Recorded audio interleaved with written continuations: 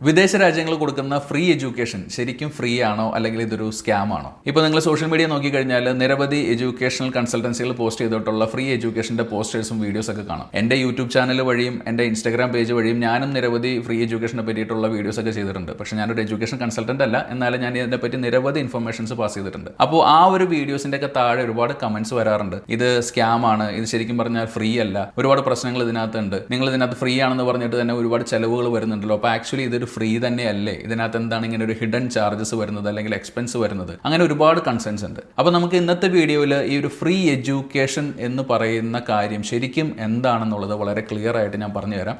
So നിങ്ങൾ ആരെങ്കിലും ഒരു ഫ്രീ എഡ്യൂക്കേഷൻ ഏതെങ്കിലും ഒരു രാജ്യത്ത് നോക്കുന്നുണ്ടെങ്കിൽ അല്ലെങ്കിൽ നിങ്ങൾക്ക് അറിയാവുന്ന ആരെങ്കിലും ഈ ഒരു ഫ്രീ എഡ്യൂക്കേഷൻ്റെ പിന്നാലെ പോകുന്നുണ്ടെങ്കിൽ അവർക്ക് ഈ വീഡിയോ ഒന്ന് അയച്ചു കൊടുക്കുക. അപ്പോൾ ആദ്യം തന്നെ ഏതൊക്കെ രാജ്യങ്ങളാണ് ഇത്തരത്തിൽ ഫ്രീ എഡ്യൂക്കേഷൻ കൊടുക്കുന്നത് നമുക്ക് നോക്കാം. ഇപ്പോൾ നിങ്ങളുടെ മനസ്സിൽ ആദ്യം തന്നെ ഓടി വരുന്ന ഒരു രാജ്യം എന്ന് പറയുന്നത് എപ്പോഴും ജർമ്മനി ആയിരിക്കും. ജർമ്മനിയിൽ ഫ്രീ എഡ്യൂക്കേഷൻ ഉണ്ടെന്ന് നിങ്ങൾക്കറിയാം. ഇറ്റലി ഫ്രീ എഡ്യൂക്കേഷൻ കൊടുക്കുന്നുണ്ട്.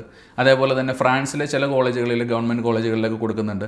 ഓസ്ട്രിയയിൽ കൊടുക്കുന്നുണ്ട്. അങ്ങനെ പല രാജ്യങ്ങളിലും ഫ്രീ എഡ്യൂക്കേഷൻസ് ഉണ്ട്. നമ്മളിപ്പോൾ അന്വേഷിച്ച് പോയി കഴിഞ്ഞാൽ ഫ്രീ ആയിട്ട് പഠിക്കാൻ പറ്റുന്ന ഒരുപാട് കാര്യങ്ങൾ ഒരുപാട് യൂണിവേഴ്സിറ്റികളിലുണ്ട്. പലതിൻ്റെയും അഡ്മിഷൻ ക്രൈറ്റീരിയ കുറച്ചുകൂടെ ഡിഫിക്കൽട്ടായിരിക്കും. എന്നാലും വളരെ എളുപ്പത്തിൽ അഡ്മിഷൻ എടുക്കാൻ പറ്റുന്ന രാജ്യങ്ങളിലൊന്ന് ഇപ്പോൾ ജർമ്മനിയാണ്, ഫ്രീ ആയിട്ട് പഠിക്കാം. അതേപോലെ തന്നെ ഓസ്ട്രിയയിൽ ഓൾമോസ്റ്റ് ഫ്രീ എഡ്യൂക്കേഷൻ എന്ന് വേണമെങ്കിൽ പറയാം. നിങ്ങൾക്ക് വേറെ ഏതെങ്കിലും രാജ്യങ്ങൾ അറിയാമെന്നുണ്ടെങ്കിൽ ഈ വീഡിയോയുടെ താഴെ കമൻറ്റ് സെക്ഷനിൽ ഒന്ന് കമൻറ്റ് ചെയ്യുക. അപ്പോൾ എന്താണ് ഈ ഒരു ഫ്രീ എഡ്യൂക്കേഷൻ?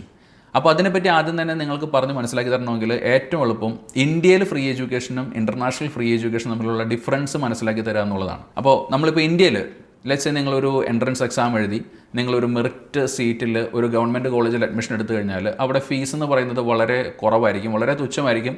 വേണമെങ്കിൽ അത് ഓൾമോസ്റ്റ് ഫ്രീ എഡ്യൂക്കേഷൻ തന്നെ പറയാം. നിങ്ങൾ ഫ്രീ ആയിട്ട് തന്നെയാണ് പഠിക്കുന്നത്, ചെറിയൊരു തുക മാത്രം കൊടുത്താൽ മതി. അപ്പോൾ വീട്ടിൽ നിന്ന് പുറപ്പെട്ട് കോളേജിൽ പോയി പഠിച്ച് വീട്ടിൽ തിരിച്ചു വരുന്ന ഒരു കുട്ടിയെ സംബന്ധിച്ചിടത്തോളം ഒരു വർഷമാണെങ്കിലും 2 വർഷമാണെങ്കിലും അല്ലെങ്കിൽ ഒരു 4 വർഷമാണെങ്കിലും ആ ഒരു കോഴ്സ് ശരിക്കും പറഞ്ഞ സൗജന്യം തന്നെയാണ്, ഒരു ഫ്രീ എഡ്യൂക്കേഷൻ തന്നെയാണ്. ചെറിയൊരു തുക ചിലപ്പോൾ നിങ്ങൾ കോളേജിൽ എന്തെങ്കിലും ഒരു ആവശ്യത്തിന് കൊടുക്കേണ്ടി വരുമായിരിക്കും, എന്നാലും അതൊരു ഫ്രീ എഡ്യൂക്കേഷനായിട്ട് തന്നെ കണക്കാക്കാം. ഇനി നമ്മൾ വിദേശ രാജ്യത്ത് പോവുകയാണെങ്കിൽ, നമ്മൾ ഇൻ്റർനാഷണൽ എഡ്യൂക്കേഷന് പോവുകയാണെങ്കിൽ, സപ്പോസ് നമ്മൾക്ക് ഇതേപോലെ തന്നെ ഒരു യൂണിവേഴ്സിറ്റി ഫ്രീ എഡ്യൂക്കേഷൻ തരികയാണെന്ന് വിചാരിക്കുക.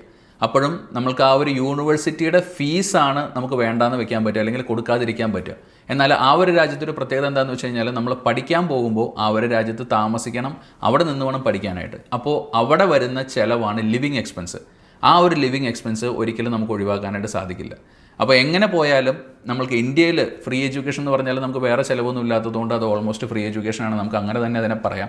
എന്നാൽ വിദേശ രാജ്യത്ത് ഈ ഒരു ഫ്രീ എഡ്യൂക്കേഷൻ എന്ന് പറഞ്ഞാൽ നിങ്ങൾ മനസ്സിലാക്കേണ്ടത് it's tuition free education, not free education. Free education എന്ന് പറയുമ്പോൾ ഞാൻ പറഞ്ഞ പോലെ തന്നെ തുടക്കം മുതൽ അവസാനം വരെ the entire process is free. നിങ്ങൾ പഠിച്ചിറങ്ങുമ്പോൾ വരെ നിങ്ങൾക്ക് ഓൾമോസ്റ്റ് അത് ഫ്രീ തന്നെയാണ്. എന്നാൽ വിദേശ രാജ്യങ്ങളിൽ അത് എക്സാക്ട്ലി ഫ്രീ അല്ല. കാരണം ട്യൂഷൻ ഫീസ് നമുക്ക് ഫ്രീ ആണ്, നമ്മൾ കൊടുക്കേണ്ട ആവശ്യമില്ല. സോ ട്യൂഷൻ ഫ്രീ എഡ്യൂക്കേഷനാണ്, നോട്ട് എൻറ്റയർലി ഫ്രീ എഡ്യൂക്കേഷൻ.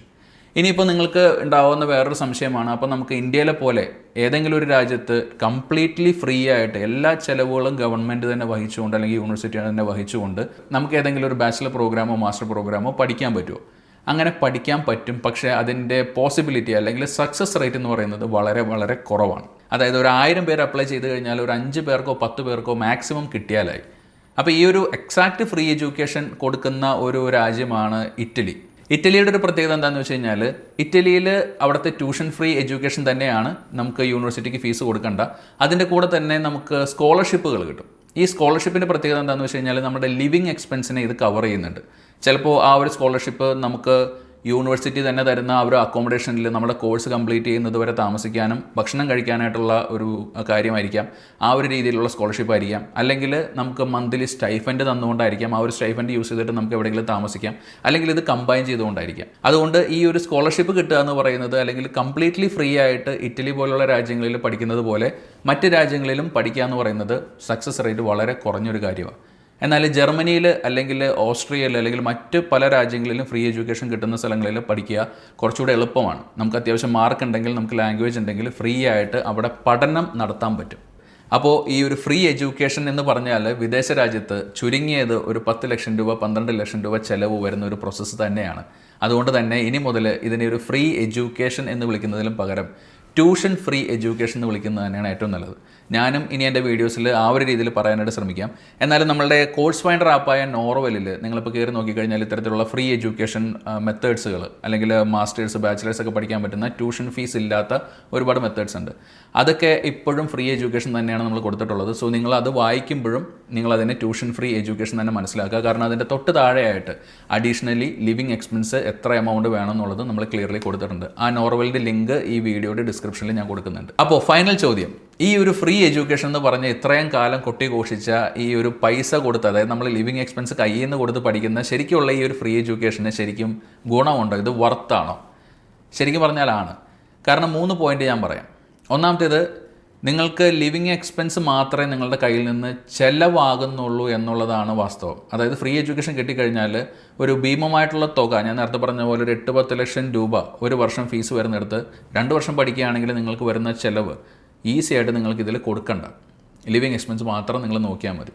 ഇനി രണ്ടാമത്തേത്, ഈ ഒരു ഫ്രീ എഡ്യൂക്കേഷൻ കൊടുക്കുന്ന മിക്ക യൂണിവേഴ്സിറ്റികളും പബ്ലിക് യൂണിവേഴ്സിറ്റികളായിരിക്കും. അതുകൊണ്ട് തന്നെ അവരുടെ സർട്ടിഫിക്കറ്റിന് നല്ല വാല്യൂ ഉണ്ടാവും. ഇനി മൂന്നാമത്തേത്, ഇത് പബ്ലിക് യൂണിവേഴ്സിറ്റി ആയതുകൊണ്ട് തന്നെ നിങ്ങളിപ്പോൾ വിസയ്ക്ക് വെക്കുമ്പോൾ വിസ ഓഫീസേഴ്സിന് വിസ ഗ്രാൻഡ് ചെയ്യാനായിട്ട് കുറച്ചുകൂടി എളുപ്പമാണ്, അല്ലെങ്കിൽ വിസ സക്സസ് റേറ്റ് കുറച്ചുകൂടി എളുപ്പമാണ്. അപ്പോൾ നിങ്ങൾക്ക് ഈ ഒരു ഫ്രീ എഡ്യൂക്കേഷനോട് ബന്ധപ്പെട്ട് ഇതുവരെ ഉണ്ടായിരുന്ന സംശയങ്ങളും അതുപോലെ തന്നെ പ്രശ്നങ്ങളും നിങ്ങളുടെ കൺസേൺസും ഈ ഒരു വീഡിയോയിലൂടെ ക്ലിയർ ചെയ്യപ്പെട്ടു അല്ലെങ്കിൽ പരിഹരിക്കപ്പെട്ടു എന്ന് ഞാൻ വിശ്വസിക്കുകയാണ്. അതുപോലെ തന്നെ നിങ്ങൾക്ക് ഏതെങ്കിലും രാജ്യങ്ങളിൽ, വിദേശ രാജ്യങ്ങളിൽ പഠിക്കാനായിട്ട് ഏതൊക്കെ കോഴ്സുകളാണുള്ളത്, ഏതൊക്കെ യൂണിവേഴ്സിറ്റികളാണുള്ളത്, ഇത്തരത്തിൽ ഫ്രീ എഡ്യൂക്കേഷൻ എവിടെയൊക്കെ കിട്ടുന്നുണ്ട്, അതേപോലെ എത്ര ഫീസ് വരുന്നുണ്ട്, ഇതെല്ലാം മനസ്സിലാക്കണമെങ്കിൽ ഞാൻ നേരത്തെ പറഞ്ഞ കോഴ്സ് ഫൈൻഡർ ആപ്പ് യൂസ് ചെയ്യാം. അത് ഫ്രീ ആണ്. അതിൻ്റെ ലിങ്ക് ഞാൻ വീഡിയോയുടെ ഡിസ്ക്രിപ്ഷനിൽ കൊടുക്കുന്നുണ്ട്. norwal.in എന്നാണ് എൻ്റെ പേര്. നിങ്ങൾക്ക് ഇതേപോലെ എന്തെങ്കിലും സംശയങ്ങളുണ്ടെങ്കിൽ, നിങ്ങൾക്ക് എബ്രോഡ് സ്റ്റഡിയുമായിട്ട് ബന്ധപ്പെട്ടോ അല്ലെങ്കിൽ മൈഗ്രേഷനുമായിട്ട് ബന്ധപ്പെട്ടോ എന്തെങ്കിലും കൺസേൺസ് ഉണ്ടെങ്കിൽ ഈ വീഡിയോയുടെ കമൻറ്റ് സെക്ഷനിൽ അറിയിക്കുക.